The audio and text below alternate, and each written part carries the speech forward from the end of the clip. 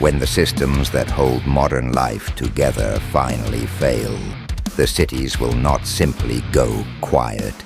They will burn, not only with fire, but with desperation, violence, and the cold logic of those who understand power. Most people imagine the collapse as a wave of panicked looters, smashing storefronts and fighting over the last cans of food. That will happen.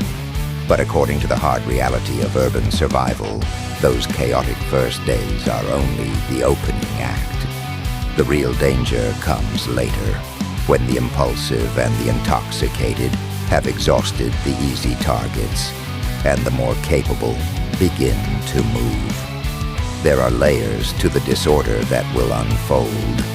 At the bottom are the ordinary looters, people grabbing whatever sits on the nearest shelf. Above them are the vandals and misfits who feed on chaos itself. Then come the true predators, those with antisocial impulses who suddenly find themselves free of consequences. Organized street gangs will follow, moving systematically from house to house and building to building. Yet even these groups are not the greatest long-term threat. The most dangerous players are what can only be called the conquerors. These are the people who already think in terms of logistics, security, and control. Former military, experienced law enforcement officers, serious preppers, and others who understand organization and planning. They do not react. They anticipate. They treat the collapse like a chessboard and begin positioning themselves to fill the vacuum left by vanished institutions. In any prolonged breakdown, it is these groups, not the frantic street criminals, that will shape the new order inside the cities. Anyone who intends to remain in an urban environment must therefore know that city intimately. Most major cities already publish crime heat maps, showing where violence, theft, and disorder concentrate under normal conditions. Those maps become predictive tools when the rules disappear. The neighborhoods that appear safe today may not remain so once the low-hanging fruit in high-crime zones has been stripped clean. Desperate and organized people will expand outward, moving into areas that once felt insulated. Supply chains reveal the next stage of conflict. In the first days, crowds will swarm grocery stores, pharmacies, gas stations, and big-box retailers. Once those are emptied, attention will shift toward the industrial backbone of the city. Warehouses, distribution centers, processing facilities, and fuel depots. These locations hold the concentrated stores of food, tools, equipment, and materials that keep a population alive. They will become prizes, and therefore battlegrounds. Certain places should be treated as traps. Liquor stores will draw every person struggling with addiction and withdrawal. Hospitals will swell with the injured, the sick, the frightened, and those simply seeking any remaining authority or supplies. Both will become high-risk magnets.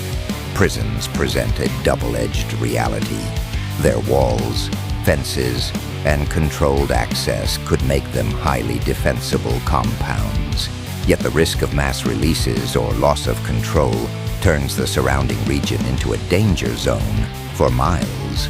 Even architecture itself becomes a factor. Underground parking structures built of heavy concrete may offer better protection from blast, weather, or collapse than glass towers. Gated communities and neighborhoods with natural choke points give a small number of determined people a realistic chance of controlling access. Open street grids with dozens of entry points favor the attackers. Water, the most immediate necessity, will also reshape the map. Municipal pools, reservoirs, fountains, and other large stored volumes suddenly become strategic. Rivers and natural bodies of water that most cities grew around regain their ancient importance and their risks. The central lesson is uncomfortable. Surviving the early chaos is only the first problem. The longer crisis will be defined by competition between organized groups that understand planning, resources, and force. In that environment, the cities will not simply suffer disorder. They will be contested, partitioned, and in many places, burned, either by fire or by the colder process of conquest.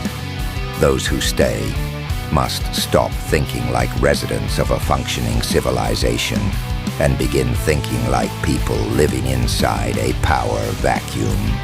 The map of crime, the flow of supplies, the defensibility of concrete and choke points, and the location of water will matter more than almost any other preparation. Everything else is secondary. When the systems fail, the cities will not wait politely for rescue. They will reorganize themselves according to a much older and harsher set of rules.